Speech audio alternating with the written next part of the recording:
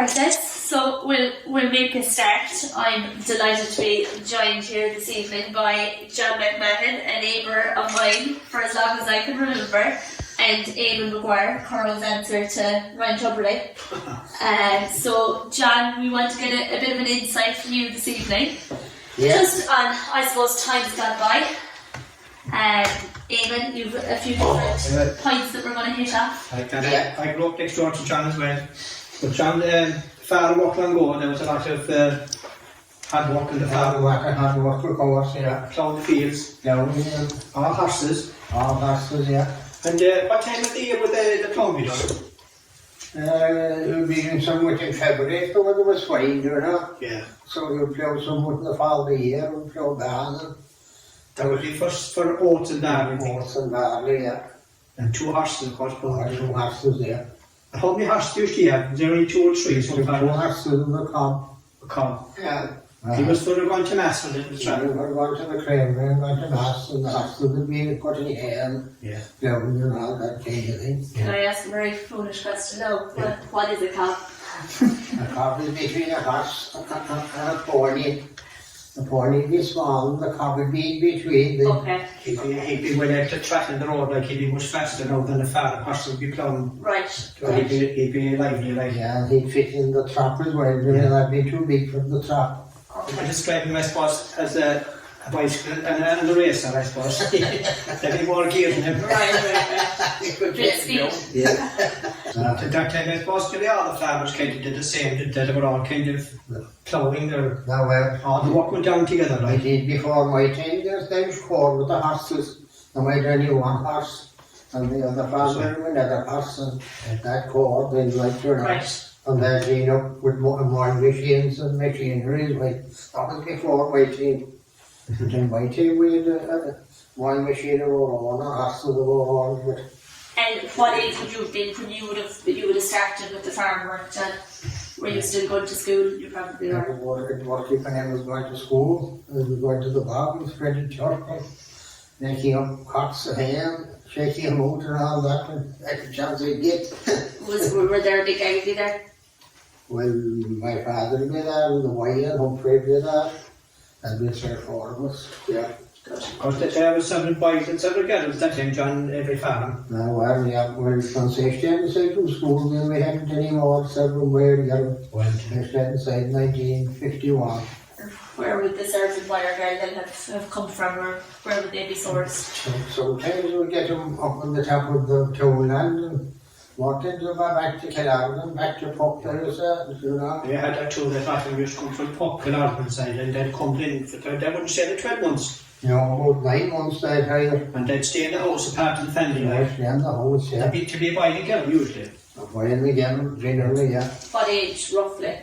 Oh, they'd be teenagers, probably, once they're teenage age, like that could be up to 18 years, and from that up to 30. Really? Yeah. And they'd stay for 12 months and off Well, with about 9 months, they'd start about the middle of February, or the middle of March, and they'd finish around the middle of December. And would he stay connected to them at all then, or would they keep in touch, or was that it? Sometimes, some of them would and more of them wouldn't, that's the way it is. I think the last girl over our house in Kilsarkin was nearly she was back in the tree road in Kilsarkin. She was your captain.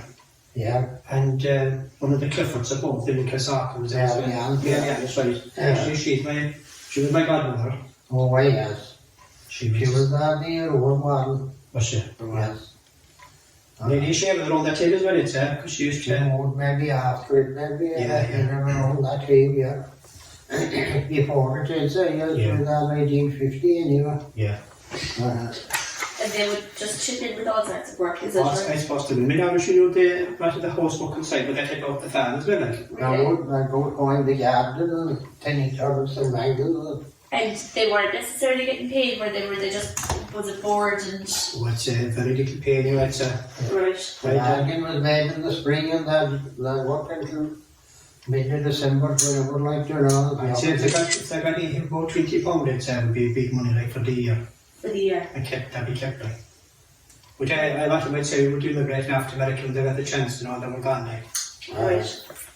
The main thing then, John, of course, was a tough job and go. I was some picking cows with the hand, especially tough cows. But the brittle cows wasn't too bad, you know. But if we got a tough one to make, she'd bother like And like after the walking out now a day in the garden and come back into the cows and milk. How many cows would a fella be milking? We were making around 18. And that was a big lot of cows that time. Well, at that time because there were 3 horses and there were teenagers, well, you know. Yeah. That well, to give more to the women that would give it, that would needed give a hand as well, but my mother and the other that would be making a lot of the same. Oh, really? Yeah. But when we be at the garden, they find the garden, the wife come in, and there'd be 3 matching then, and my brother was there raising up to the garden with the horses. Right. Yeah. Of course, there was no spray that helped for killing weeds in the garden. It was No, I would have to hold. all with the hand. That's right. Tilling was a tough job to do on the knees. Then he was went To to be honest, a bad day, no, we wouldn't have got any a fine day, that would be a waste of a day. I would go to bed day and tie out poor style around your knees, Yeah. knee down and pulling out the weeds and then the turnip in between until you were about 6 inches between every plant, I suppose. I saw it fit in the size of a turnip. Yeah. Here, no, here again. Now one stand and take a weather. And you do this before you go and plant, Or or after plant, but they'd get nice and strong, like, because if we didn't thin them, they wouldn't grow, you know, you'd have to go to make sure Put to it go. in and let me know, good, because then you pile them together for nothing. okay, And if we only sat one by one, then we wouldn't have to eat it because they wouldn't grow. that's fine, Irish. You'd So, have to have a bunches along with and would a lot of the food that you would have eaten then come from your own farm? Food, yeah. There'd be carrots and parsnips and cabbage. I would also get as going to Garvey's or any shop for that matter. No. When you at the shop that time, it's if we go once a week with her. I suppose the salads and their money and such, Yeah. we go to mass and quarrel and get our messages. What about meat? Well, if there was a pig that day, and we would salt the pig and he'd go for maybe 3 or 4 months and when that would be done, we'd kill another pig. That was obviously a big job, was it? To get it Yeah. It's a big game. Yeah. Yeah. They'd be important like that, yeah. They'd be much important like that. Which can you pigs, said John? Rushy English Kingdom and John Captain.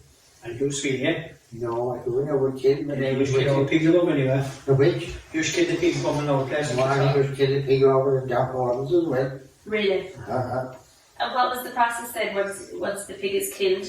What's the process after that to get to the point where you can actually Oh, you would kill him the first day and then hang up the clean away all the hairs and you just open it and just First of all, they'd have to boil a big barrel and boil hot water. That's right, yeah. Full barrel of water, the pig would be killed. He'd be slipped down into the barrel of hot water to soften the hairs. And they'd put him up in that shave and everything, open shave and shave all the hairs off him. and was it the person that was coming in to kill the pig that would do this? Oh yeah, he'd do or that. you do all this? Yeah. You do that, yeah. Right. So the pig would be snow white in like. Yeah. And he'd be actually tied up in a leather, there'd be a sharp leather up against the wall and he'd be tied to the top room, he'd be hanging down. Yeah, and I'd let him for a day. And that would, yeah. And then they'd slice him down the middle and take out all the insides and he'd be taken in then, John, and cut off what was the procedure after that. We were about 4 pieces out of the shoulder piece and out of the 2 ribs. Then out of the hind quarter again. Right. And the 4th one on the other side. And the middle pieces out of just there, rubbing salt into them for a full half an hour. Stay rubbing salt. Start rubbing salt, we'll put the knife down through the piece like and all that until go right down into it. And the shoulder piece and the hind piece, you would have to give maybe 40 minutes and then, you know. And that was to preserve them, was it? That was to There was no preserve it. throwing it into the freezer or anything. That's how it was good. We'll get a big matchup then, Right. and we'll put them all into the matchup and small pieces would be going for that would, for that be a bit of room, like, you know, a bit of a probate or Right. that would like, you know. That have to be left there then for at least 3 weeks anyway, maybe more. Yeah. And we'll take them out then and we'll hang them up along by the ceiling, you know. Uh-huh. And we'll be cutting half a piece then off them for a dinner every day. Sure. So you'd be going different parts of the pig, different days. That's right, yeah. Jesus. The main item, of course, for the dinner was bacon and cabbage. Bacon and cabbage. And turnip, I suppose. Turnips maybe other day, or carrots maybe, and parsnips, they were different. And would you ever have had the scenario where crops would fail, or you'd have a bad year where the cabbage wouldn't have come, or? No, the blight in the garden would be the only thing John Or would do. the pigeons that ate the cabbages, I wouldn't watch them. Oh, yeah. Oh, right. I'd feed it out to the roads. Yeah. Sometimes you'd have to cover it over with wire to keep them off with the cabbage. Would you, every farmer like that, John, would check the garden, wouldn't they? Would they be... Oh, no, would that? Would they talking over an acre of a hodder? I owed at least, yeah. Yeah. We'd have about 6 tubs of spray, and we'd be spraying it like, you know. And what would you grow in that then? We'd have the spuds, obviously, and then we'd have the turnips and mangels. You see, there's the mangels actually to the cows to feed them, like. There was a poplar in every yard. That's right, yeah, that's an apple and give them the mangles. Yeah. After calving and give them cotton meal and mangles. I've never heard that term before, mangles. They were red. A red fruit. They were more oval-shaped than a turnip, you know. Yeah, that was one of the old glow, and there was the red intermediate. The red intermediate in the long ones that were down into the ground, but the old glow, they lived in more like the part of the lamp, like you know, the old. And of course, if we were to spare spuds, I think they should put them up to the cows. Now, of course, that's sensible as well. Yeah. But like that, everything came out of the farm and go, like, everything, you'd never go hungry once with the farm. Very self-sufficient. Oh, yeah. I was a man family, you know, one time, and he said to my mother, all we wanted salt and soda, he said. All the rest, you had all the rest in the farm. Wow. Yeah, and some salt and soda in the house, you had it up in the outside. And all the families around, all the neighbours would be in the same boat, pretty much. The same, yeah. But they were on the same boat, everyone doing the same thing. Yeah, it's very good. First part of the creamery was another procedure with the horse. That's right. What time would you head after the creamery? Would it be early in the morning? Oh, early in the morning, that is so good. What time would it be up now, the summer times there? I used to be up at 5:30 all day. Gee. Meeting with the handling when we went to the creamery, I suppose around 7:30 maybe. Oh, to come with it. Oh, to come with it, yeah. And then we would crack there for us 10 in the arms and have them. That would. They were on the shooting for the long time, they fully went. You'd be there for a while, like, That's yeah, what we it did. was the social thing, mate. If we were a bit late, we'd be a big line of cars before. Really? So we'd after no apartment was sitting on the road. And would you meet people on the road going over and that as well? Would Was meet there a an bit of a... admiral, would meet an admiral, all right, Would you? yeah. Would you? Yeah. And of course, we bring home the butter then.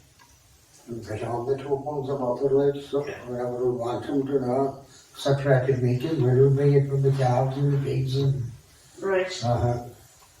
Once a day, or would it be once every couple of days? Once a day in the Once a summer, to be every second day and every spring and the fall of the year. Right. But to be every day, once it comes around the 1st of April and then to the 1st of November. Yeah. Which, it was a lovely thing, I suppose, in a sense, that, you know, going over and meeting people and holding gathering, right? And we have all the news of the day as well. I was not every radio, nothing. Of course, yeah. And we'd meet people and have a laugh. Yeah, it was important, I suppose. The creamery and the postman, that time was the main news. The news of the day. Yeah. The postman, how would the postman have travelled around that time? Oh, bicycle.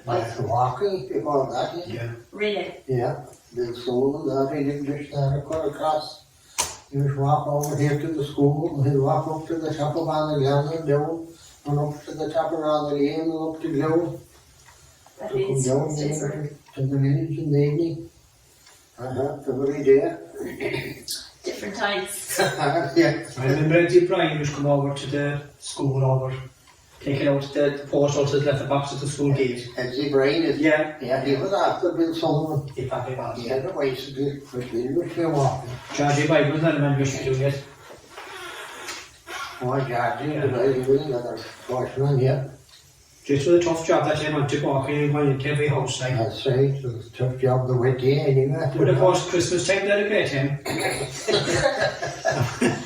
I was treating them They at make all. something sound. Let's say that we'll be late coming home. Right.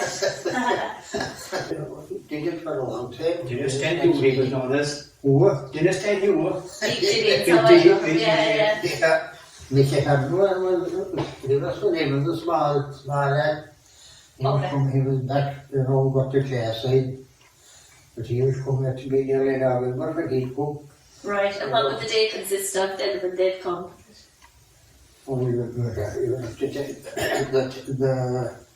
stacks and the reeds would be attached with rushes. And that keep out the rain for months like that had to be taken off when the thrasher would come. You took to bite the shares up on the thrasher and there'd be more and cutting the winders.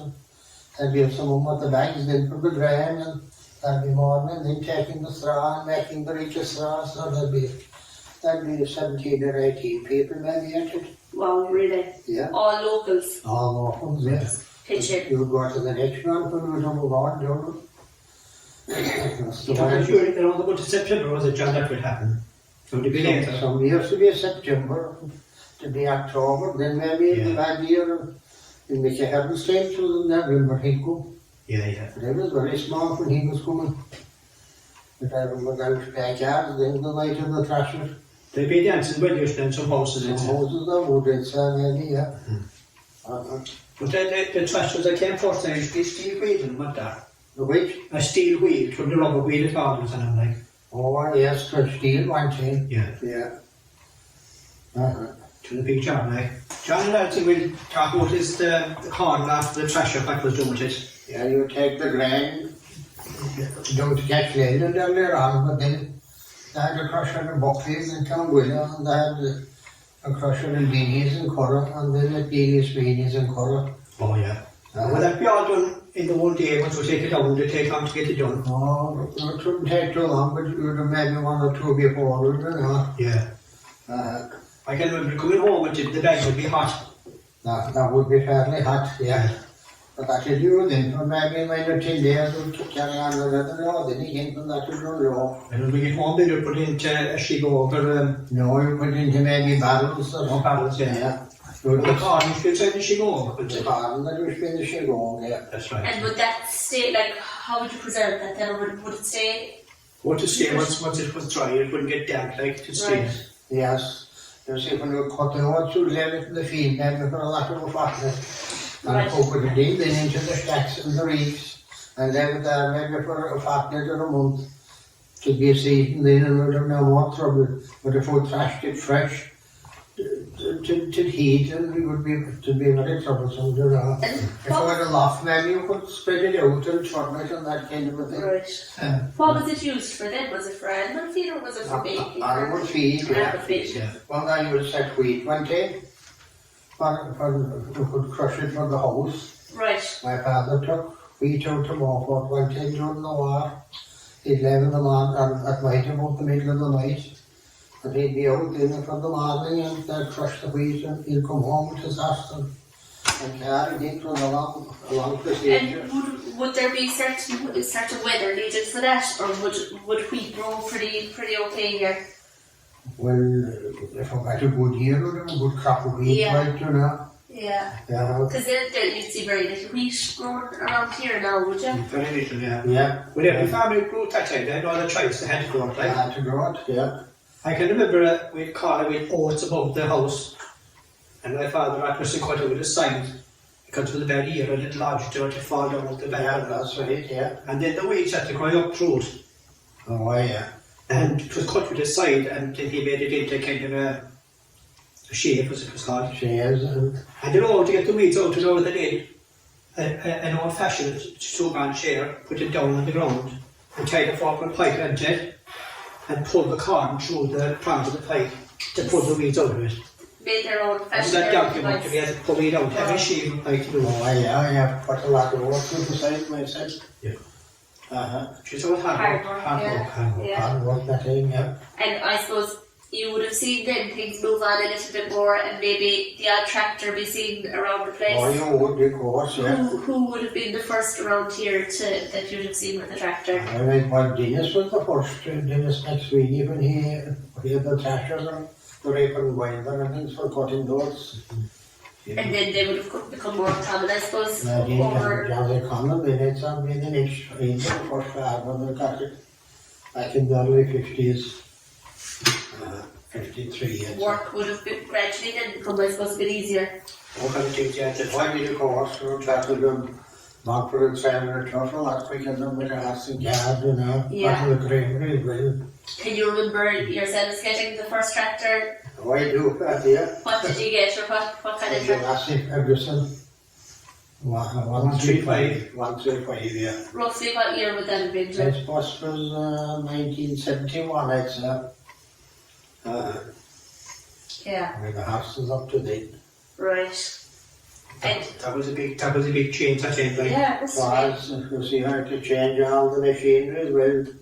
And was it a gradual change? Did you keep the horses for a while? Like, We was, kept one house for a while, Yeah. we sold the other one.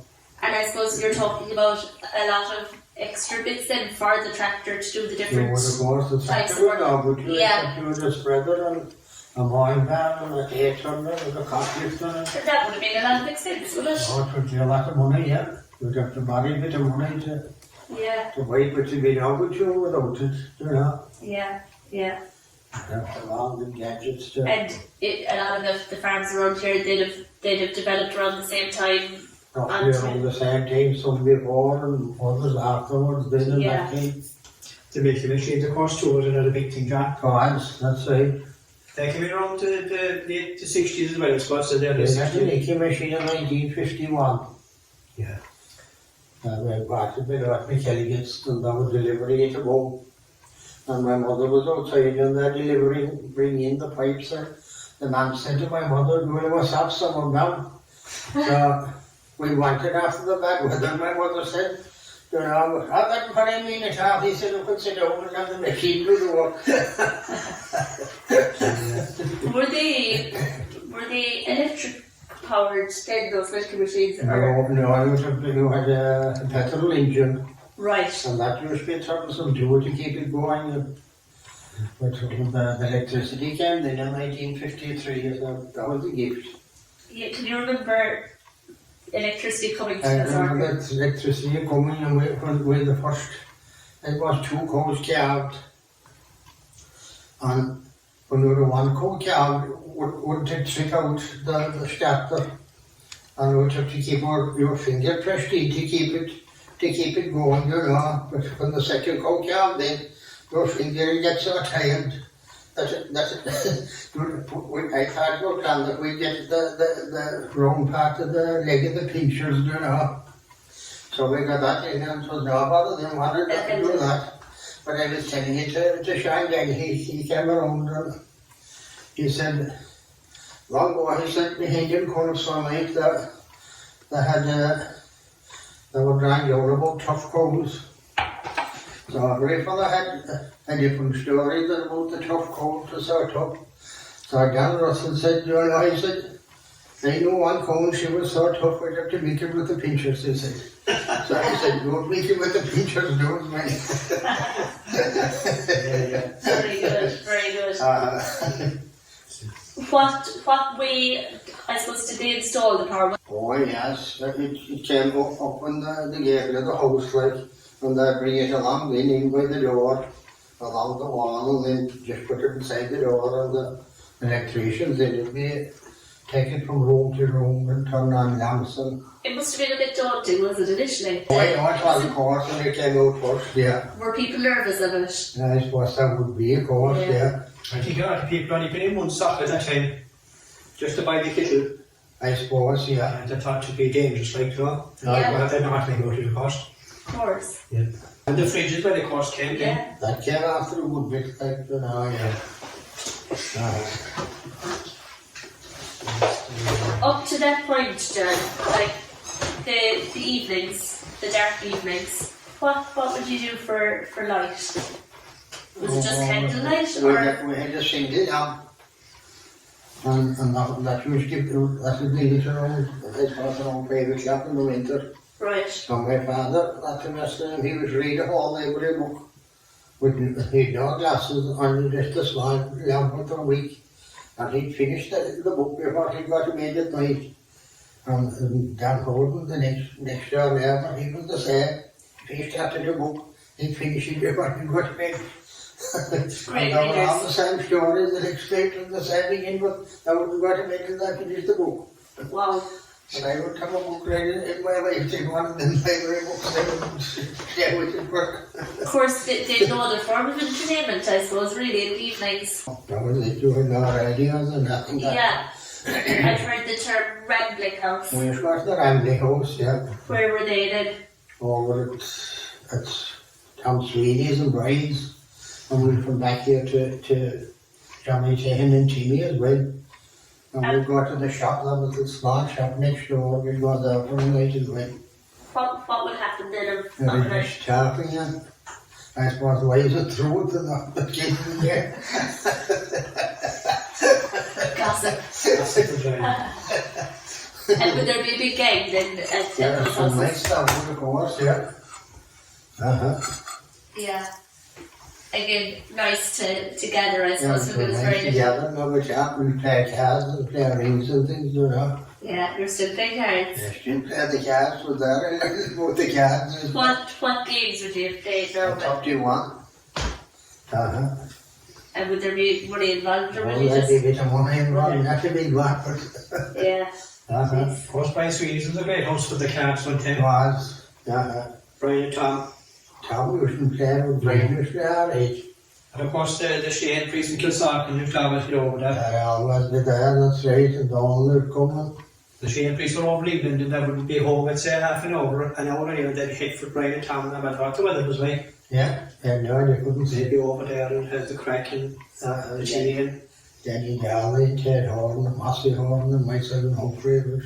yeah, and there'd be the Chandra Fitz of the month and Peggy Fitz would come down as well. Come down as well, Johnny, and yeah. But John Connor be there. John Kent, Not so much, no, but he would John Kent used to be there himself, I think he was there a few times. Which? John Kent used to be there. Oh, he was, yeah. And Tom Rother would come down with the There's a massive change of door to now, John and Devon will look across to see it. all the houses locked up, it's strange, like, you know.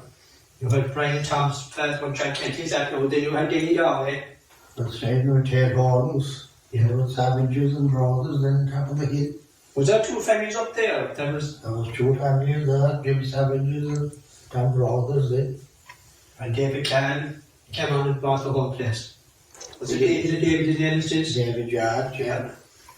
He had a fine job made of the place, now which is a fine strip of land. Oh, it is, yeah. That's the way. But getting back there to the power right after my father talking about Glengold and all, and the next she came, or before it came, that the chili apple pick put away and when we went down again until the Puck Fair. That's because he came for the light, like, you know? Yeah, Oh, yeah. yes, that's right, yeah. Yeah. Well, like, the time I was talking with this thing, the little lamb, that was before the chilies came out. But of course, all playing in top, it was all the dry lamps. They had no pole for years, like that. I hadn't, no. And I did lamp, whatever kind of a lamp it was a mighty like that. No, it was white out of it, yeah. Kind of a glass glow. A globe, yeah. Yeah. The paraffin, is it paraffin? Paraffin, yeah. Yes, And you'd have to pump it, like, put pressure into it every so often, and just, there'd be a massive light out of it, like. That one, yeah. Until go down again, we'll pump it again. Yeah. We're talking about the first tractor coming around here, but I suppose people would have started to get cars then as well. That did, yeah. Can you remember who would have had Dan the... Brusher was the first farmer that got the car. That was the car here by the teacher, of course. Master Murphy. Right. But that'd been Edmund getting him a wagon long. Every roughly year around round again, right? the same time, would that be the 60s? Would be, yes, around the 60s, I suppose, yeah. 64 or 5, I suppose, was it around that time? Which? Was it 64 or 65? 61, I'd say, that's when we got him. Yeah. And but with home now in Kilsark, there was a popular car bought, brought the vans. Yeah. I think it was about £380 it was. Would be, I'd say, that was 1961, I'd say. Yeah. It was a black poplar and there was a white one, there should be white ones. And they were all going at 10. And only 3 forward gears in it, like. Oh, what? Yeah. And there was no heater. There was no heating in the car don't go. And there was a prefect in. That's right, yeah. And of course there was the young people, they like for doing the taxi work. going to midnight mass and things. That would be, yeah. You know. And when I used to be able to take us back to mass and being at his first car. Oh, yeah. He the Volkswagen. That's right, yeah. And it went on for years and Did years. And the bars of course used to be open and they'd been out for in the back of the church. And then maybe really chatting out loud and maybe out for the same video song.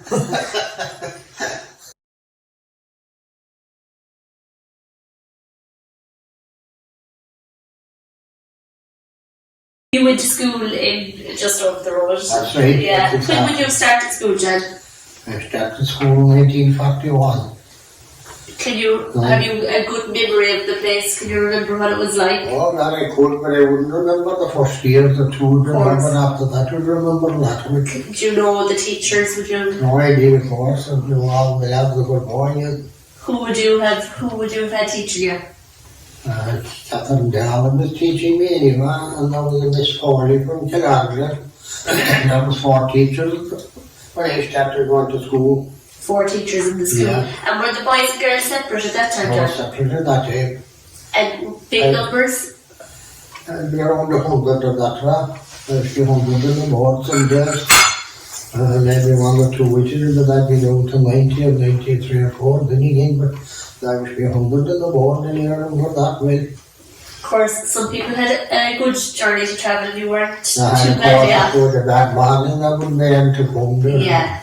I was a Thai collar from Benny Desmond to see I went to first. And then the school was amalgamated, I went out to Catherine then for a while.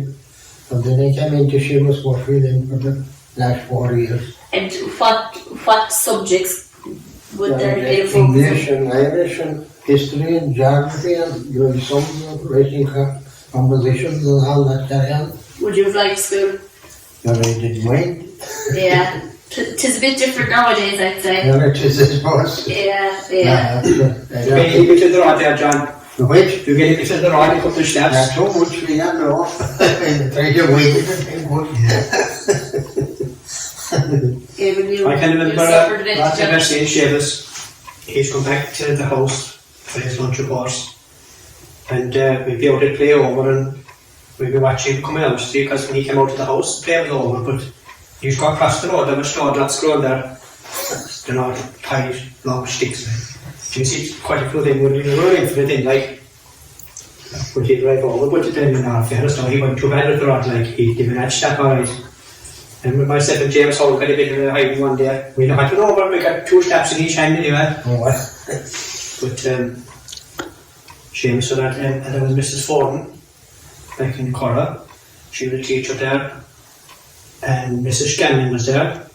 Sheila Daly was there. And of course I remember Captain Daly first, she was the first teacher. Yes. I can barely remember her. Because she used to often call up to my father's house on the way down. Yeah. Was she local? She was, Pennywath, was Hopkins, she'd been 90 pound hours up there. Oh, right. Yeah. And of course Seamus was living right next door to the school. Yeah. Fairness and keeps lads in the evening, then if they hadn't their lessons, you know. Of course Connie Hoolan taught at the school. Seamus was off sick sometime and Connie came. Was he teaching? He taught you? He did. I only learned much, but he taught it. But Connie was... He tried. He tried his best to come in. But he was totally different than Seamus, like. He used to, before the sea, we'd be all sitting down below in the class. I suppose it was cold, but he brought us all up around the fire anyway. Stood around the fire. And he'd be, well, he wouldn't stand in front of the fire himself, but he'd be around it, which was their history talk to us. And he was always, he'd never had anything up on the board, like, he was that kind of a fella. Talking. But he was very nice, in all fairness. Everyone met about him. He was there, I suppose, maybe a month or 2. He used to come with Mr. Scanlon, I think. Because he was trying to be able to get into the car. He was already such a big man, like. Yeah. Of course, you had to heat the place and everything yourselves that time. You'd have to bring. Which would bring chocolate and all that. Yeah. Yeah. And of course, when we done the bottles of milk and tea in front of the fire. Yeah, the cold, but why didn't we Bring a bottle of milk and a bottle of tea, which became cold, but it Yeah. And then it's supposed to maybe no one should before we have it till you put it standing around the front of the fire, like. Heat it up. Heat it up. heat it up? Would Yeah. you have got, you were both, I know you were separate times at the school, but You'd have both been living very close. Would you have gone home for lunch at all? We used to go home for lunch. Would you? We used to I go go to on the coffee. hall, just go home, I see John, hungry as well. So you'd miss out the play and things. I'm The wondering. play would be running back then on Yeah. the dinner items and all, it would be half upset and everything. Yeah. I wonder what did the play consist of? Which was all football anyway. Was it your time? Ball up the front and at the back. There'd be that fight as well, of course, 2 for the flag matches. Yeah. They'd be all cheering on. And she must have keep lads inside, and if they hadn't the lessons, there was something wrong, but he kept William Denny inside in here one evening, and Above and bottom ladder. when we left the heat on the ladder, yeah. So she was on gone back when William went out the window and he went with He did her. that. So she was of course came home and he was gone. So at the following day she must say to him, do you know where the way he said I came to say yesterday evening. And when we came over, we were gone. I heard the motor going, sir, I got him forgot me, he said. He got away with it. Yeah. Seamus's wife Mary would have been very involved in the community as well around here. Sure, wouldn't she? yeah. Yeah. So she had done a job, the shrine and all that. He was long before her time when he married. He was lovely. He Strong. has, yeah. You say about the strawing there, that was a big thing, was it? For the big thing that in. So people would go away after. After getting married, Yes. and the night I'd come back, then the starways would come on and I wouldn't expect it, but Oh, go away. yeah. And this, were you a straw by yourself? My wife would always be playing the music and Right. they called it. And late nights, I presume. Oh, very late nights, yeah. Yeah, big crowds. They all tend to the support neighbours. they come in like a half set or something if someone is singing a few songs, that kind of stuff. Brilliant, Yeah. brilliant. Yeah. The stations were a big gathering as well. Oh, That that was. it would go house to house, would it? The homes, How yeah. often do the stations come on, John? We would Kilsarkan East and Kilsarkan West and we would rather gather, then in Lackereem, we had Joe Pond and Shinkover. And Shinkover, Joe Pond, and about my houses that have every 4.5 years. And in Kilsarkan West, I'd be about 12, we'd have every 6 years. And Kilsarkan East, we might have 6.5 years. All according to the number of houses that would be in the townland. But every townland in the parish had happened with Knockacarton and Ballintown. There was a bit of a pressure, I would imagine, involved in the preparation. That was obvious, pressure from the stations. Go on. They were supplying to the local tradesmen as well. That was always somebody to work Right, you'd have to have the place in. painting and whitewashing and That's right, yeah. of course the priest, they would be down in the parlour and then had to be such a big picked out to go down deep with the priest. That was to be very respectable and talk straight like. That's Right. yeah. Not everyone could go down Oh there. no. Very good, yeah. But then there was stations so far, I don't know what part of Kerry it was, but they were describing it as the Kerry Radio, it was some couple of years ago. So, the woman in the house anyway, she had a small bit of mustard like, but it was only the priest that would get that. Any other one that was eating at the table wouldn't get it at all. But that year it was to the story, you know, but they had a half door of the house. And that'd be one of the young lads would be sentry, he'd be keeping out the things. You know, and after that come in when the stations would be on, when the food would be on, so. When they went down to eat the breakfast, then after the mass, the man of the house, he saw the bit of mustard by the priest, so he said, well, that's history of the mountains, he said. Went to the freedom they came in when the mass was going on, he rubbed it up with his hand. Oh, sure. He never saw mustard before. You know what it was. No, I didn't want That's really good, very good. The pressure must have been something else. to be afraid. Yeah. And just get out and trouble from it, you know. Yeah. The stations, what happened to the stations, but they never, in the long go, it was very basic, the food like, but as the time moved on, then everyone was getting better the next one. Yeah. You have, that might be a plate of corned meat, and the next one might have something better again. Yeah. And the That standard was was like with each other. yeah. It was a small bit competitive, so. Yeah, the place, and they wanted to plan breakfast, you know, with the people, and they keep Worcester now, one trying to get Of course, yeah. I'd say the preacher was happy with my day. Like. You would, yeah, and get the choice, really, round right up and over. Can you remember what priests would have been around here at that time? Well, I can't have the Cooney was over anyway. Father O'Connell, there was Father Jimmy O'Connell, but him to be over. Father Maxime was before him. He was, that's right, he was that too. Yeah. Father Murphy. And Father Murphy, yeah. There was probably 2 priests in the parish that time. 2 priests, yeah, but that'd be on different times, you know. Yeah. What about Father Mahon? Father Mahon was there as well. When Father Mahon came, he was from Slieve. He brought a flock of hens with him to the presbytery. He used to have hens, right? And he brought them with him. But he used to also go fishing. And he used to drive over to Joe's pool below. And he used to draw the horn and carry on and take some young fellow with him, like just to mind in case anything happened, I suppose. But I would actually go down. I went down once or twice to him, just stand below by the car, and he'd be fishing. And he might come out of the car and go back in, then he'd fish, have the rod out the window. Like he's driving to Horton's field there. Yeah. And he'd park his car there, he'd be fishing inside the pool.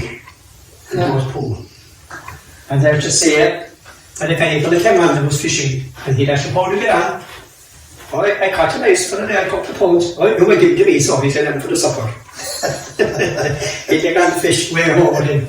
Yeah. But that was a time, that time. Yeah. They were a class above, I suppose, really, weren't they? Yeah. Fierce respect given over there. And we were just talking a minute ago about Mary Murphy, we only been passed on, but Mary did an awful lot for the people around here. Like she was a nurse, and you could call her any hour of the night if there was someone sick in the house, like, you know. She'd go to the house and she'd look after the one who was sick. And if at the school then as well, if anyone fell off to school, you would send back to Mary to get a bandage put on it or whatever. And she would tell, do you remember the box of a Krugel was it was called? Krugel or something. Do you remember that red stuff, John? Yeah, I think anyway. She should have that to the wound. It was pure red. Krugel, I think was the name of it. Yeah. But she was mighty, I'd say, organised everything. She was about the terrible, really. Yeah, I even remember that myself. Like, she would have been very good. She used to go landing and she used to go to Sweeney's house with America, and he was Sweeney at night. And she told the story herself. She was walking up Cairnsmore again, and it was dark, and she was up about halfway, and the next thing something pulled her shoulder, like she got an awful fright. And she took off flying up, and she thought it was. So she came back down and eventually investigated what was it, a briar sticking out of the ditch, caught her by the sleeve. And she was full sure someone grabbed her, right? Yeah. She got a right shock at him anyway, she said that story. Yeah, she was a good woman to tell the story as well. She was, yeah. And ghost stories, even we had a conversation about this not too long ago, but I suppose again, back to kind of pre-television and radio and all that, stories would have been a big thing in storytelling. Yeah. You were I went down there and said in the Randy house of the Bob and House anyway. Really? And my grandfather, he was swinging in the basement to tell a ghost story. Jeez, right. And he used to tell a story anyway that up the old road, up Sweeney's old road, this is called. On the top of that road, he said he was up there one night and this young woman was above and she'd push her hair with a comb, big long head of hair. And whatever she came out of, but she was up there anyway, combing her hair. So we were all, yeah, we would have fair one night to go up the road after that. Well, that was separate stories, there's been all kind of things, but that's what I can remember of it anyway. I suppose people used to collect stories and songs a lot more then as well. Where I suppose with technology now we kind of rely on it so much that we don't use our own heads at all. That's not They probably should start television. Yeah. That television changed all the everything was like, you know, the radio and the television. Bought into it really. Yeah, putting into it. Would there have been a time here, Jan, where maybe one or two houses would have had a radio and you'd have to gather there to hear anything? When you'd hear the match or anything, that's right. You go to a certain house. I was one behind at Walters now there, his father, he had the radio, and we went back to back the night in the island between Cavan and Kerry and playing in the polo grounds in New York. Wow. 1947, I was 10 years at the time, but I remember it well. Do you? Yeah. And you all went back and... We all went back and the big crowd came in there as well. There were many radios around that time. And would everyone stop and listen then to Oh, that? there would, of course, there would be a Silence. word playing in the hollow hair, who was broadcasting, there wouldn't be a word. Yeah. Amazing. Yeah. Uh-huh. And then of course the television came a while after. And came up with it after then. And there'd be only one in the shop, and that'd be all glued into that then for the actors and things. Yeah. And the television could be closing down the old play there on the end. They used to have And that would be early in the night, like to be around 11 o'clock. yeah. Yeah. And it would shut off then, is it? Oh yeah, close down from up then till about half-5 the following evening. Oh really? Yeah. They have nothing during the day? No. Right. I can remember going up to my Shane's house to watch some Ireland Kilkenny anyway. It was in colour, it was the first colour television came around. You know, it was mighty to see it in colour, like. Amazing, I imagine, like, yeah. Would you have gone to matches, All Irelands and things yourselves? Would you have travelled far from here those times? The only one on Ireland, it was ever since 1962. Who was playing that, can you remember? Kerry and Roscommon. We Kerry won usually anyway the same day. You went up by train, I suppose. By trade, yeah. Mike Shane and Joe Darling and Denny Darling and Walter and myself. We went to White Scar back to Flamingford and we got the train there. The first thing is a seat was about inside the door, that was it. You were happy? And that was, everyone was standing that day, they were standing between the carriages, like, I can remember going up to matches and everyone was seat. No, I know. We were standing there and there was an awful noise in the train that time, like, it was a pounding sound of the wheels going around. But you come out to the train, Dublin, and then you nearly be diving on the way before you get going, like. Yeah. But that was great, cracking the train. No, it was, yeah. The whole place was inside, like, and you couldn't walk along and hear everyone. No good, yeah. But there's been an awful rush out to Cross Park and coming back to the train to get a seat. You come down again on the same day, would you? Everyone stayed up. We come out to Cross Park to the case of going to get the train and to get in, try and get a seat. That's right, and coming out across back with the terror, like, you know.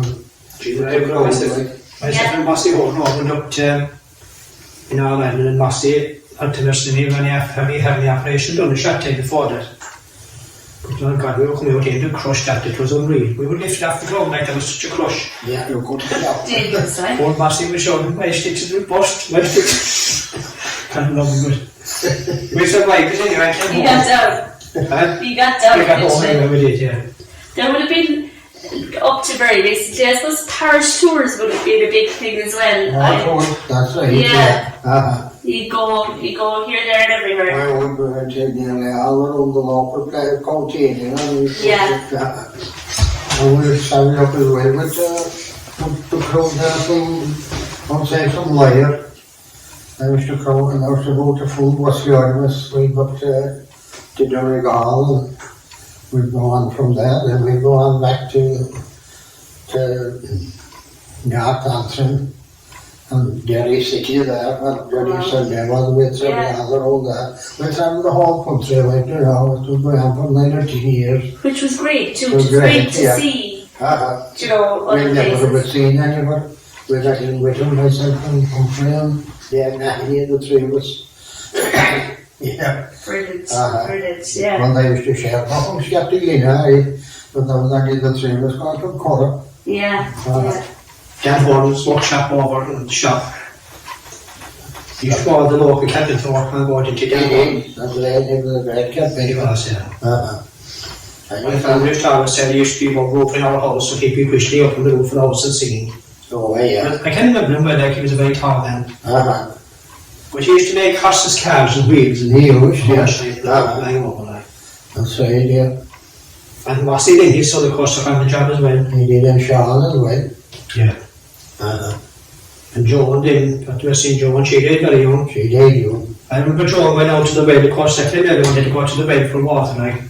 But Joan was quite on a well boy down to the road below to the well with a white bucket. And our friend that time was Irish Sheen, Dr. Mercedes, he died there this year. And she did the custard over the road, it's not over the road. But as I'm enjoying all the great friends of the HBR was together, she stopped the shop, I suppose. Right. But the HBR was up and down to the way. Yeah. So. Yeah. There was a shop there as well. This is the bend over. Yeah, next to Boris. that's right, yeah. Would it have been a busy spot? Yeah, there'd be people there at night, you know, Would and there? come for a few messages and that's it, they never chat for a couple of hours. Really? I would, yeah. They used to sell the paraphernalia for the lamp. That's right, yeah, and they would buy eggs and... I can remember William Dinnehy and I'd saw Joe Connor and all the crowd above the top of Ballygallers come down over Tail's yard and over to the White House.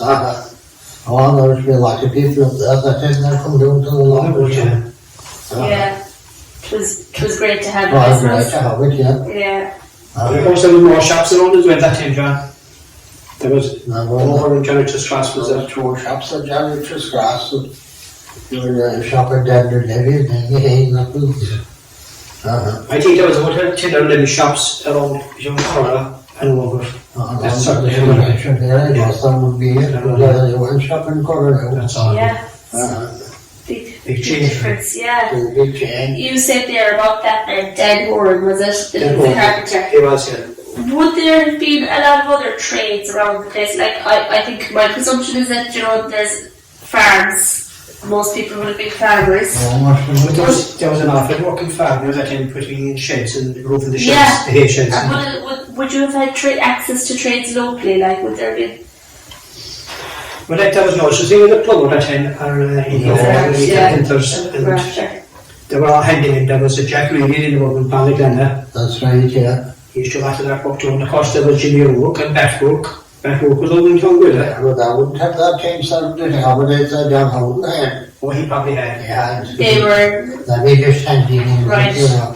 You know, actually my father said as well that, you know, John Joe King and the King brothers long ago, John Joe King sucked his time over with Dan Horton. And he used to come back to my father at night and they made a ladder in the quiet because Dan Horton wasn't supposed to know about this new ladder, big long ladder was made. Like. The ladder was around for years. But anyway, the ladder was made in a lake at night down in the old house, it was called. And there was some jobbing done anyway, Dan Horton was caught in the scene. And the ladder was produced. And Dan went up in the ladder and he was saying, by G, he said, who made the ladder? And my father said to him, I made it myself. By G, I noticed you for me. He knew that John King made the ladder. Very good. John, you were prepared to play good music. Where did that start? I started playing the fiddle, my father was playing the fiddle. Really? And I started playing the fiddle Did he teach you or did you get it? He let everybody know it and he showed everyone from him. So it was everybody know it, but Irish, not everybody here, like, you know. But if we were playing the Blackbird, we'd have to let everybody know it, or who didn't, that wouldn't dance the steps to it. Right. Because I remember going over to school one Sunday evening, Edward wasn't there, but Willie and Pat, John wasn't there either, and all that I had here come down and doing some doing myself and the hospital. But we were over the Sunday evening and I was to follow come here to the school, he was back from Ballymac and he'd be training to Tom Sweeney was it, right? Tom Sweeney was it. was the name, that's right. He used to train the what? He was trying to skip dancing. As a teacher. So we decided, one Sunday we got back to the school, we were indeed behind to the playground, like, you know. And Brian Sweeney was there, and he was after coming from us, and I thought maybe he would point or something, like, and Tom Sweeney, the dancing master, would have the same idea. So some of the lads anyway that time running to his bicycle, with the bicycle in the wall, I don't know, and I got the belt around the thing, and of course we watched it to see what happened. He go over across the bike and with it. And first he threw off the belt and he was away, and one man got crossing, but it was all outside the gate anyway. So, did you see what the step of the steps, and he went down to come that evening, so they did no music. And of course the guns inside knew that the fellow outside they could play, but on the steps like so. He came over to the other side of and the we're all going to have them. I want to see if I will say it again, we work well, and back and then back for a few steps. So he went up to the table thing. And I had him in the afternoon, so she asked me to play the blackboard. So I started playing the blackboard. And Betty stood above in the middle of the yard before he went to the table. So said, this fellow walked behind the blackboard anyway, but did you suit him? He played, but he learned my hair, and I couldn't dance the steps to him, but I did learn my note, just after the finish of the card. Yes. So I played it. We played the first part of it 3 times. And then to be 2 rows in, first and second from that on, but we played 2 rows of the blackboard and then changed in to the second half with that route. And we got like a 4 it was a giddy different. But the blackboard, because I wouldn't start to see to play the second row, you know. Yes. And we'll play that twice, we'll play 1 row first, then we'll have them dancing. We'll play the first half twice then, and then we she'd be dancing then. And we'll play the second half twice, and we'll play the first half twice, and the second half twice. But I didn't really know, so he was so afraid he can't do it, and he said, who let him do that? No, but we want, he said, but then 1 row to play it, just one big shot, he said, we should make it longer. But that's all that was wrong with him, but I think we saw him with the blackboard, did he? And you would have been playing that on the accordion, is it? I played in the car, and I wasn't in the field. I wouldn't play it in the field, but I played in the car, you know. Yeah. You were just transferred over. Yeah. Yeah.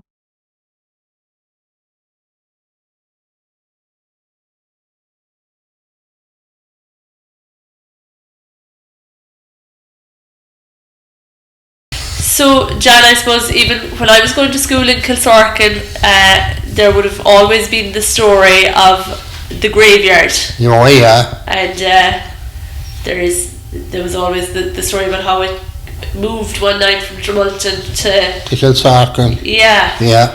How true was that?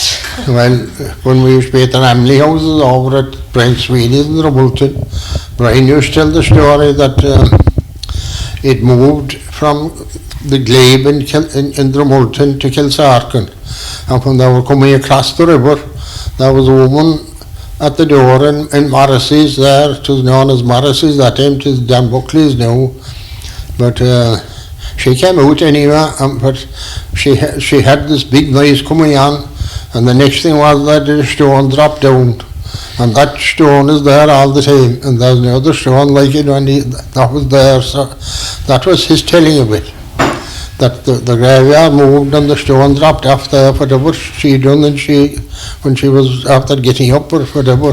Yeah. But I done a CD there then, and we went over. I said we'd get a Mick Fitz that was doing it, and we went over to the glebe.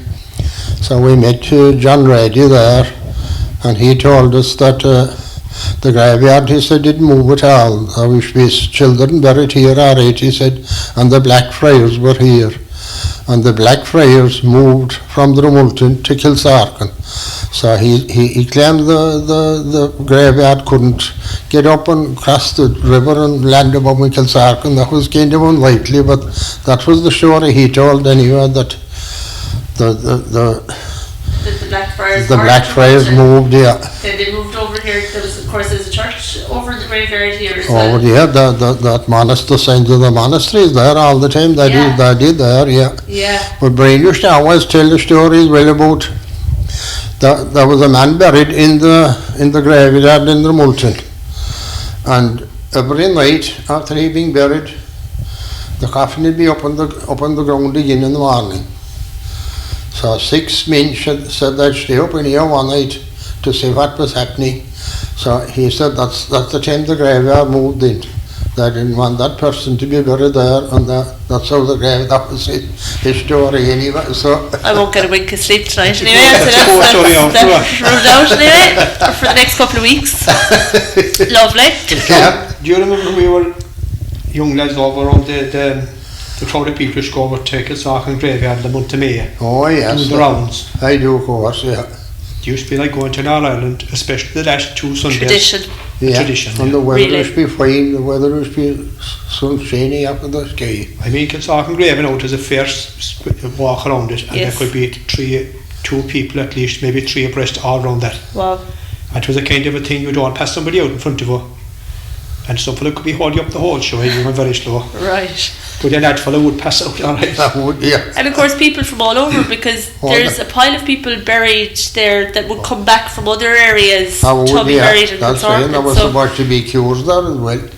Explain that to me now. Cured there, yeah. There'd be pony traps all along the road over, and bicycles thrown up against the ditches. And But of course there was a story told as well in about Kilsark and Graveyard that a dead man hung a live man. Apparently this man died and a neighbour brought him to the graveyard to be buried, and he was so tired anyway he put the body up on the wall to rest, and didn't the body fall off inside the wall, and he had a rope round his neck and he choked him, so the dead man fell into the graveyard and the live man was outside the wall, but the live man got choked, died as well. Lads. Yeah, that was what we told our here, what That's the story after to told, but we didn't know through it was. Yeah. But there was very a lot of people that time, the time of the famine. Of course. They'd bring the cops and during the night or any time, you know. Yeah. Yeah. You mentioned there about cures. The people would go there They got cured. with an ailment or whatever. Yes, on the site, they left the glasses after them and things, yeah. Wow. Yeah. That's amazing. I never heard that before. Yeah. Would you have known that, Eamon? No, I never heard that before. Yeah. But I could just imagine, like, if you go back. Handed down to me that way, you know, was a true and that. Yeah. It could be like, you know. The graveyard is there, and I remember we went over, like from Kilsark in school over there once or twice, and kind of with the mission of trying to find the oldest grave. Oh, yeah. But I suppose a lot of the inscriptions in that are unreadable Oh, that would be. at this point, or even at that point. But I heard someone there lately that were on the internet one night and you could check up the graveyards, like, you know. But the amount of people who were buried in Kilsark and Graveyard way back in the 40s and 50s, like, Yeah. it's amazing. And a lot of them were children, Oh, really? young children that died, maybe 2 or 3 years old. So Of course, they low. probably got some infections that time and there's nothing Yes. for them, like. Yeah, it could happen, all right, yeah. I Yeah. think there was about, there could be 30 or 40 people buried there in the year, no problem those days. Wow. So, Yeah, of course they were tough times, and we'd be talking about COVID and all Oh the my difference God, yeah. that made. But I suppose TB was as bad back, It was bad at one stage, yeah. and it was contagious, wasn't it? As What well? was, I suppose, yeah. sure, there used to be a TB hospital down in Inburn, Port Clay. Yes. I used, yeah. Yeah. Will we have a chat about Fair Day? When was Fair Day here, or where was it? The fair in Castlane, it used to be the New Year's Day, the 1st of January, the 1st of February, the 23rd of February, St. Patrick's Day, but St. Patrick's Day would go maybe to the following day, like, you know. You would have the 20th of April, the 20th of May, the 24th of June, the 13th of July, the 1st of August, the 8th of September, 1st of October, the 1st of November, and the 30th of November. That were all the fair days in Castlane. Jeez, you've some head for dates, Jack. That was some list. But they pick fair days as well in Horsfield. Fair day would be before the They would have a Tuesday, but they. No, that would have been Tuesday in later years, but long ago when the time that wasn't Tuesdays, I'd say the map was going at that stage. But when the fair days, the pig fair day would be before the cattle fair day. And would they have been a big event then for people around here even? Well, if we had cattle or pigs, You we'd go be down to going to sell. the fair, but we wouldn't be going to every fair, but we had cattle dealers wait. Right, you would have gone down to sell. No, you Often, would you? down to sell your calves or sell your cattle or remember Michael and Pa, they'd go out to every fair like one time. We were behind it at Dennis Eugen's one night, playing and dancing. It was in the month of January, it was around the 20th of January, it was long nights, we went back around, I suppose, 5 o'clock. we stayed there until about 5:45 in the morning, we left, playing and dancing all night. We were walking on the road and Jerry Clifford and the 3 girls, Lil and Peg and Eileen, 5 of us. We were walking on the old leisure over the road, and the next thing, Michael and Pa started about they were going to Dingle Fair to the Friday night, it was Saturday morning that day. Yeah. And of course we were running as fast as we could to get below the back of our house, and we were on it barely open and went back the road. If that halfway was running in that over the morning. What were you up to, like? Very good. But of course they used to go to the fairs at all hours of the morning that time, during the night. I used to be up at 2:30, 2:45, and we'd be going then soon after 3 o'clock. You to be down early, kind of first there. You'd have to be down at daybreak. You were going to be going into Castlane at daybreak. And you'd be walking the animals down. We'd be walking the animals down the whole year. We'd be walking calves, wantlings, and all cows. And sure, how would it get on with young calves now? Things should I jump in on a ditch? The young calves, I was carrying them in a pony and rail or a horse and trap. We went down to Knocknagree one year, the 60th of June 1849, we had 2 calves at the trap. The calf laid like to now. Yeah. I can remember my father walked over to Knocknagree Fair with a cow. And my father was with him as well. And it rained all the whole was the lift outhouse. Yeah. It never stopped pouring heavy rain. And walked home again. Well, our father bought socks anyway. My father bought them as well. That changed the socks or so. They were tough times. The water was gone Must down. have had an effect on people's health as well, having to go out in those cars. But you know, the people on go were fierce healthy, like. No, Yeah. Because they were all the time walking. Yeah, that's true. We talked there a little about fellas ploughing a field with a pair of horses. Could you imagine how many miles would walk around the field turning about 9 inches of a sod during the day with horses? Yeah. Yeah. You'd walk miles, like. You would, yeah. And you do that every day. Which? You do a couple of times a week anyway with the horses. I get 3 days one time ploughing the top field above. But I had nothing to do, and he'd give us to the horses and go ploughing. My father and Humphrey would be around the cows and the calves, but I gave 3 full days. I ploughed every bit of it, the headlands and the whole lot. 3 days. You slept those nights? Yeah. And that was 1968, sir. Yeah. But you used to go to Killarney Fair, didn't John, as well? I used to go on it, but it was the word garden trail at the time. Yeah, I think it's on progress in that time. My father was going there, alright, and our father was going there. Then we'd carry a horse and rail maybe there, I don't know. Yeah. They'd say they wouldn't walk that much to Killarney. God, they were colossal walks, like Killarney was a long journey. Yeah. There was no farmer keeping sheep around here much that time, was there? No, I'd say no, it was never a sheep country. No. Yeah. Very good. Mostly the dairy cows, would have had one with dry cattle. Yeah. John, you just said a minute ago about all meeting over the road, but when I go, you used to all meet over at the cross and crossroads. Yes, yeah. TS Cross, there used to be a big gang there. There should be gang there, one You know, time. they'd call down in the evening after the cows and have a chat.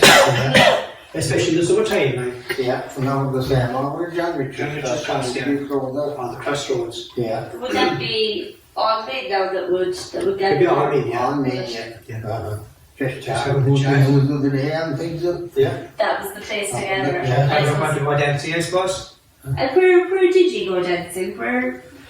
What's got to clean it, Captain Lane, yeah. I got one over at the cross there. That was a video like back in 1954. That was only one right against at the crossroads there. There was a hall there. Just George, when I was starting to go to the hall, and they just opened it for the video night. Right. Which was the chapter we've got a pattern for as well. Right. Safety the pattern for. You say there about the bidding, right? Would that have been, I know it's a big thing in a lot of areas all the time, but would it have been a thing around here? The The bidding, yeah. I told that I was like how they go around collecting and that on the video night maybe in the hall. They go house to house. They'd go around collecting house to house. But then after a week and a fortnight they all meet in one house then, you know, and they spend the little money they had collected, that was bread and jam or whatever. Who would have done house to house around here? Would you? There used to be, there was one with Willie Connors anyway. Yeah. I never did the biggies, but I can remember seeing the biggies alright coming around. Yeah, that was one with white pads as well, one time. Can't hardly the cottage up up the side over there, just above Dennis Hall's place. And wherever that to be the night, and I was above with Crowley to be the night. And I was gathering behind the way. Very good. I used to have a house dancing way. A house dance, so you'd be playing music and dancing around. Music, yeah. Yeah. We mentioned about Scotland dance halls there. Just Scotland was a mighty place one time back in the 60s, early 60s, 50s and 60s. A crowd of people would be there. I was, yeah. And we'd be talking about health and safety, like there was no such thing. The place would be mobbed. You just get in the door and that was it. And that time across the girls were on one side and the boys on the other side. That's it, yeah. And it was the very same as a rugby scrum. Was the next dance place and the big square across the road. And you might see some girl who actually dance, she might be way in the back, you point into her and she might see you. By the time she'd be out to motherfucker have taken off. You had to work fast, so. But of course the old hall was from the village first one to join. Horse was, yeah. The tailor had a hall in the back there, the Tesla Road there. The little hall there, that himself and David Dallas. Where was that in? It was just there across the road there from the garage. Oh, yeah. On the road to Tesla and there in there at the left. Oh, yeah. Near that Charlie's, just next door to there. I remember the time the fair cure used to be on. Brian Sweeney was a big man involved in the fair cure. So we then up the old hall then, the stair out to where all the players are at the moment. There was an open air part of that. The first, they'd be done the extension to the open air, like. But of course it was grand. It was quite a fine night, but for a bad night it was a disaster, like. But that moved it eventually in. Right. But actually huge crowd there. I can remember the only fair cure was capped to all the packed. They'd be packed. Yeah. And would they, like, even those nights there, the dances that you talked about, would there have been bands? What about the wood, yeah? Played from all over. And the band of relay from the based anyway. That would have Michael Cannon, guest side, no, he's band usually that. Yeah, and now come down from the west, now the Leitrim Kelly Van. Yeah, and the Shandon Katie Van. Yeah. Wow. There was a man called the Bluebell Quartet used to come. And of course with the radio show, band over and started in the Sullivan brothers, Neely Sullivan and John Sullivan and John. And you had Ned Flynn and Dermot Flynn. And that Pat Collins, you know, tried to say he gave that last year himself and the wife, the two of them did nearly within a day of each other. Oh yes. He used to have the card in. With the radio at the time. With the radio. Oh, yes. Yeah. Ted Buckley used to be with him as well. Uh-huh. I'd say the last place they played was back in Curra Hall. So it was 69. Because I can remember that night.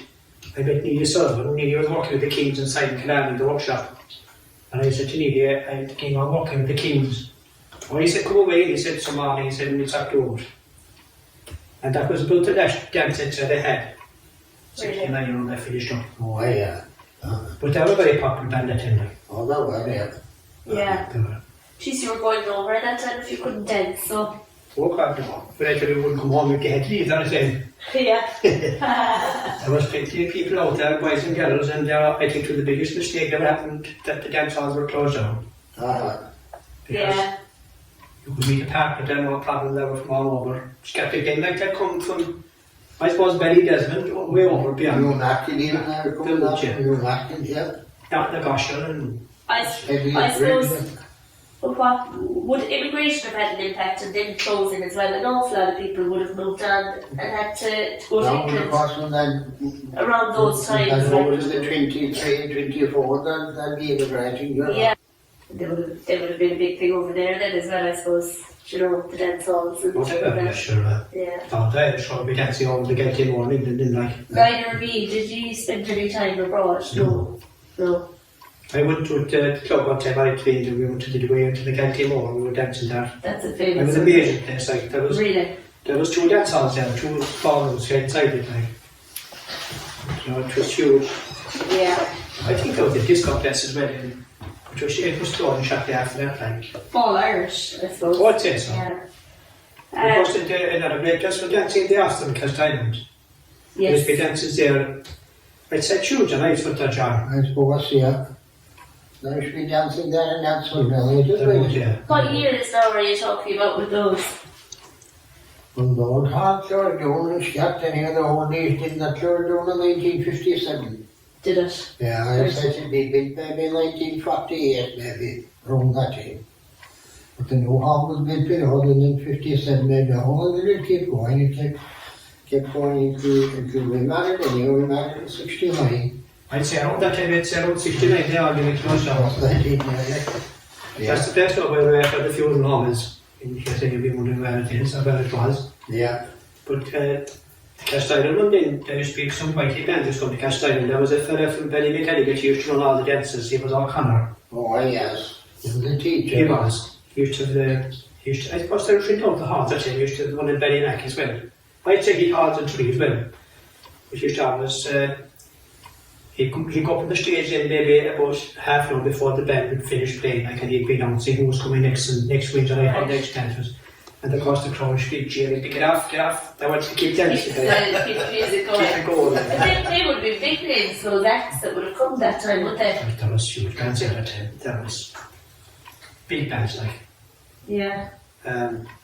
Nick Delahunt, he was come to Fanford, one time he was a bass band. Really? Where was he from?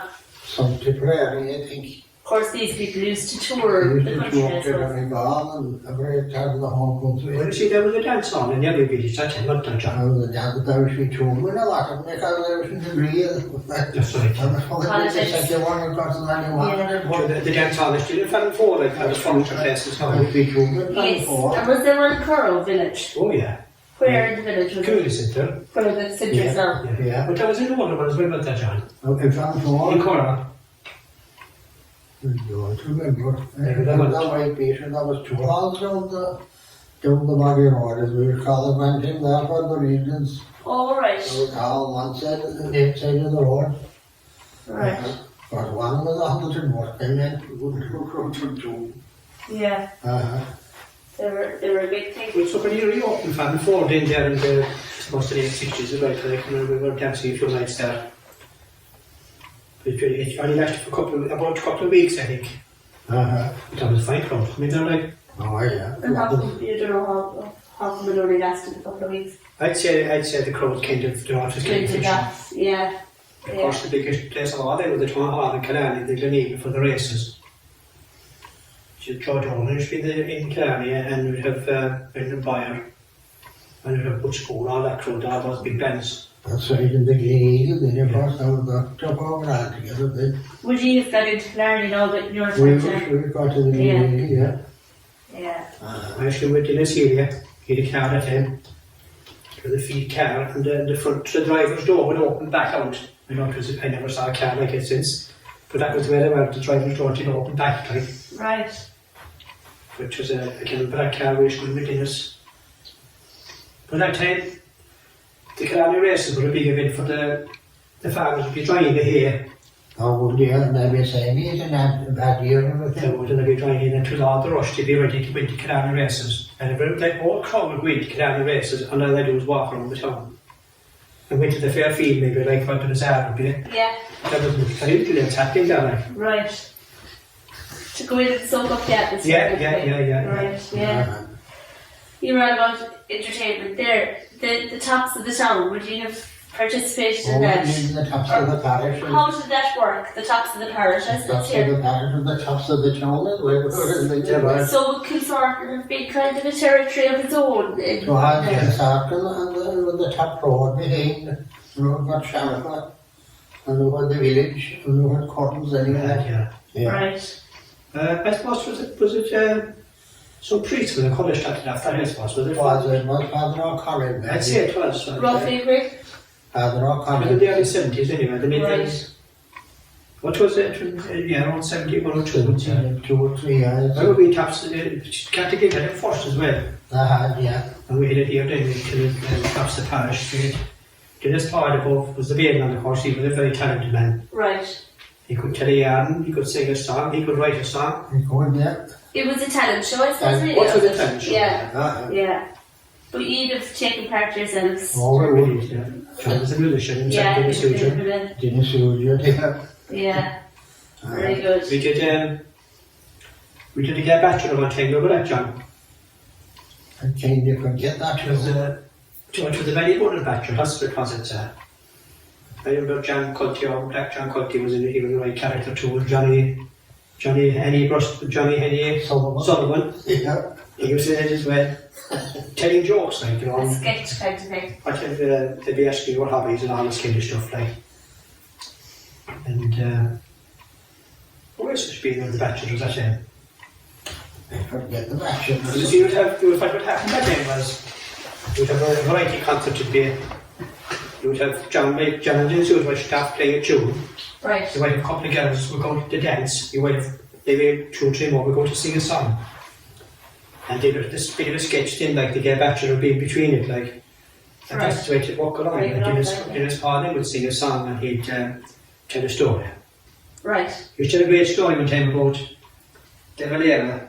When he came to Calais, he was canvassing. Oh, yes, he did. He came around to got all the hospitals and all the places like. So he went up to the county home and he met all the nurses and the doctors.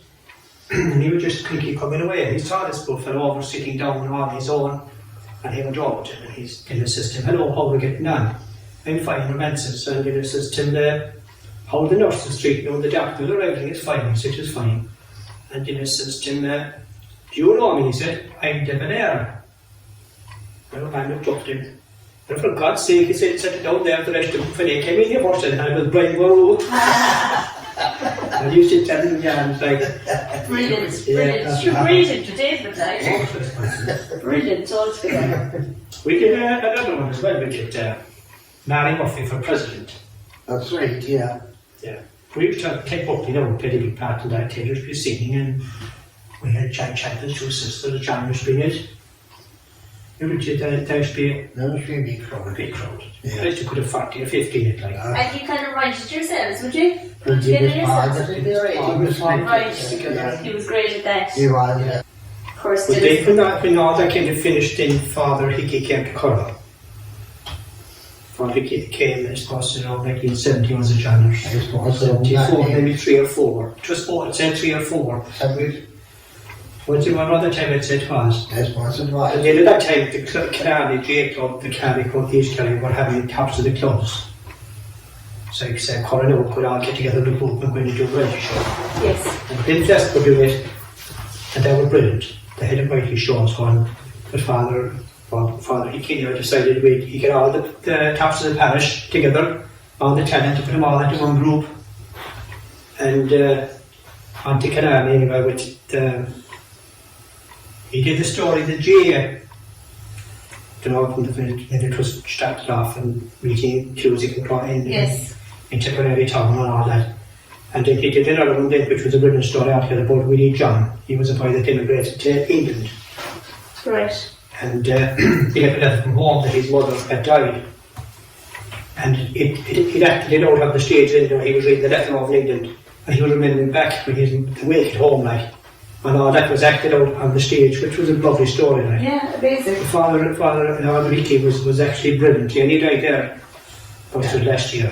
He would have done all that acting out himself. Oh no, he was a director. He was a He was producer. directing. Oh, he was qualified for the I job. think he's going to need them to. He had been in Bristol before he came to Curra.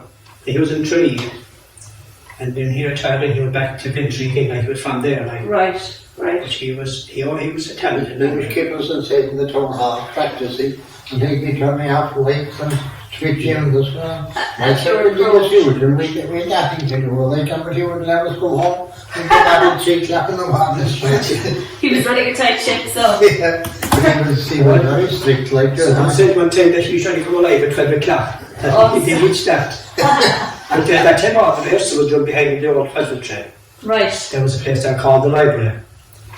And I think the first play that was done in it, there was about over 90 people in it altogether. Actually, I have the list of In all the the people. play? Yeah, I'd love to see I that. have the list of all the people who were in it. Do you really? And try to put faces to the names up, which was all families like. Yeah. There was father, mother, children, the whole lot were there. That must have been a serious production though, to fit 90 people. Which is to us, It yeah. was, yeah. What It'd be long, like I imagine, would it? Well, they'd be like to we went to the Carani thing, to the town hall, just went to be on. You would Yes. have colour be on first, the Glenflesk would be on. And I suppose there were more clubs in Carani too, but Glenflesk was the bogey team anyway, but doing it anyway. Captain Glenwood had a team as well, didn't it? I suppose, yeah.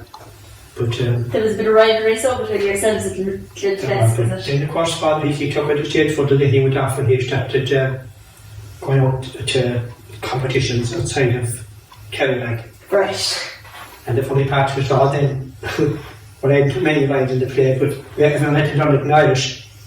He did it in Irish up in West Cork. And she, Delia, was the translator. She used to translate it in English to Irish, and we all Irish with the paper going on. They're not for lines. Yeah. But it was two fierce crack out. Brilliant. Yeah.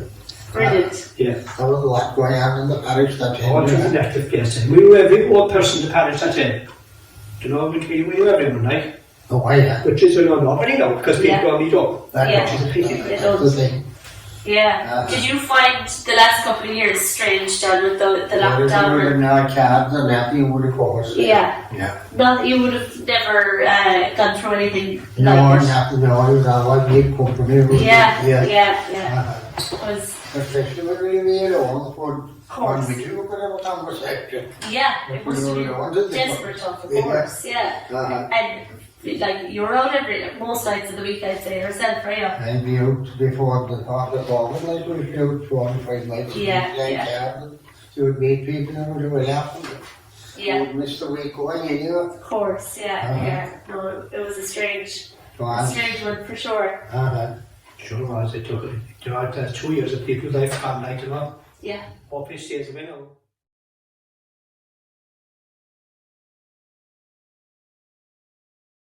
John is going to sing a song that Dennis Paul wrote way back in the early 70s for the Tops of the Parish. Yeah. Dennis Paul, as we said earlier, was a very talented man. He could sing a song or write a song. He could do anything. But he wrote several songs, but this is one of the songs that John is going to sing now for us. There's a nice little spot in the east of this parish. They call it Kilsarkan, the place I love best. There's a school that was built in 1887, and a graveyard to lay down our old folk to rest. So here's to Kilsarkan, the place I was born in, that beautiful townland of fame and renown. We harbour the monks in the queer times of Cromwell, till those cruel British soldiers pulled the monastery down. We pipers and fifers, accordion players, we've high rugged mountains and lands of dark green. We've singers and dancers and lovely footballers, as the boys down in Currow have recently seen. We've no famous river, just one little clear stream, but we supply you with water or turf that's like coal. We care not for man shelter, Europe's commitment. Sure, that Lynch guy from Cork, he gave us the dole. They say that our graveyard, it moved from Drumulton. It slipped over the river at the still of the night. Those guys who live in the hills of Drumulton must have given their dead folks some desperate fright. So here's to Kilsarkan, the place I was born in, that beautiful townland of fame and renown.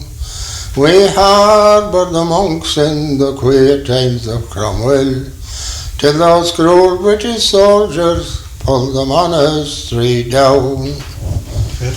Brilliant, John. Fabulous. I don't think I've ever heard that before. It's amazing. Really, really good to have it. That was the first song he made over there, the first night. Dennis Paul. Yeah. And he wrote a few of them about Kilsarkan, did he? The which? He wrote a few songs about Kilsarkan, did he? Yeah. It's so well put together. That's right, yeah. But Eamon, you surely won't let it go with him. I can't, but I won't if he's good as him. So, I tried the old trashing bit. If I think of the words of it, John will help me out. no, I haven't the words of it. Yeah. As I walk down the road on this fine harvest day, I can hear the great combines collecting the corn, But my thoughts wander back to the moments of joy, to the day of the thrasher when I was a boy. All over the valley you could hear the smashing when she came to our parish in her annual scene.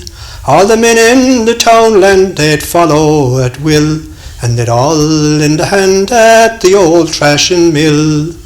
There were 2 on the thrasher and 2 on the stack, and the men with the forks kept the straw flying back. We had bottles of porter and plenty of fags, and old Larry Andy looked after the bags. Then a few of the boys put the straw in a reek. Myself and me brothers played hide and go seek. Oh, it makes me feel sad when I dream of it still. Should we love the dear sound of the old thrashing mill? So boil up the bacon and cabbage that's green, have plenty of spuds laced with butter between. We've 8 empty bellies, we'll soon need a fill. Sure it makes a man hungry, the old thrashing mill. Now time keeps on changing and nothing stands still. Larry Andy is gone and the old thrashing mill, and all of the workforce we knew as a child have reaped that great harvest with which they had toiled. No more in the valley will you hear the smashing, just like the Cauld Creek is gone from the scene. But it makes me feel sad when I dream of it still. Should we all love the dear sound of the old thrashing mill? Good man. Brilliant stuff, Eamon. Brilliant. I'm telling you, 2 very talented men. I'm beginning to see why Kilsorton did so well in the tops of the parish. It's all coming together now. Yeah, I'm telling you. John, we might set up now for a bit of to hear a bit of the accordion.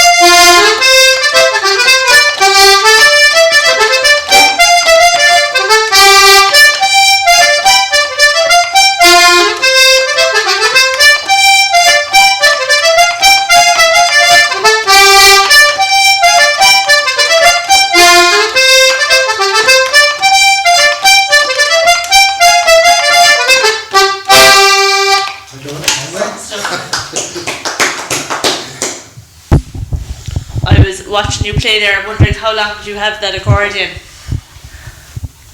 That accordion is belonging to a man. He's dead since 1968, sir. Wow, it's around a long time. My wife's brother, that he bought a melodian for her. She was play the accordion, and he bought the melodian, and he sold bottles in Killarney, and he bought this melodian, and so it's a fairly old guitar. When he did it up, It's in good shape. John, I can't think of it, John Brushton. Bruston, yeah. He pitched it up there, he wrote down there on a glass side. Sounds great. Sounds great. What would they cost now, John, on the doors?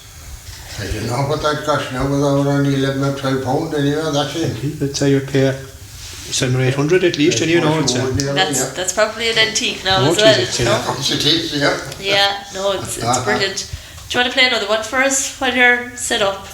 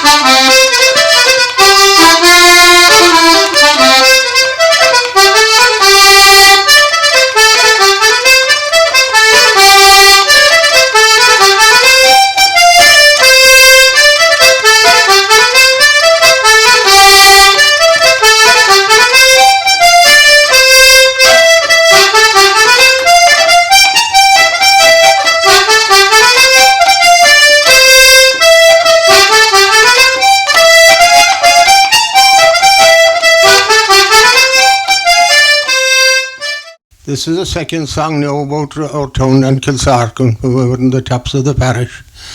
I sang one there, that was the first night, and then this was the following year. Dennis Brushton, he made this song about Kilsarkin, so this is how it goes. Oh, beautiful Kilsarkin, that town and of renown. About 4 miles from Curra, you cross over by Clown. To the west lie Bonnaglana, as you can plainly see. To the east Ballyhintourigan, the south lie Lonely. Oh, well do I remember when I was a boy.